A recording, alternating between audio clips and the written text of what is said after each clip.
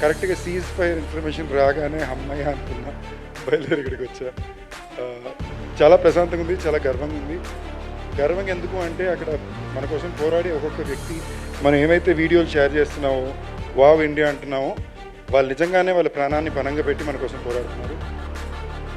And in a world where women are still trying to prove their strength and trying to put out there, మన air force మొత్తం మీరు ఎంతమంది female pilots ఎంత extraordinary job చేసారో చూసాం. So I think in a way it is a proud moment for India that we stood our ground and fought back.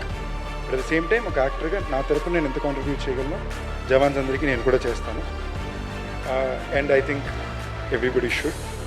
మీ వల్ల కుదిరిన మీ వంతు పూర్తి సాయం తప్పకుండా చేయండి.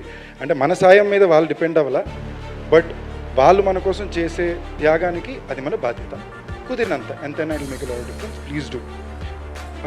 ఇది పక్కన పెడితే సెకండ్, ఈ సినిమాకి వాళ్ళు ఇక్కడ బయలుదేరికి వచ్చినప్పుడు నాకు బేసిక్గా ఒక బ్లర్లో వెళ్తుంది గత 3 నెలలు.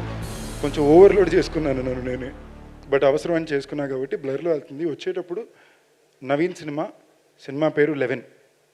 ఇంతకుపైన నాకు ఎక్కువ ఇన్ఫర్మేషన్ ఏమీ గుర్తులేదు.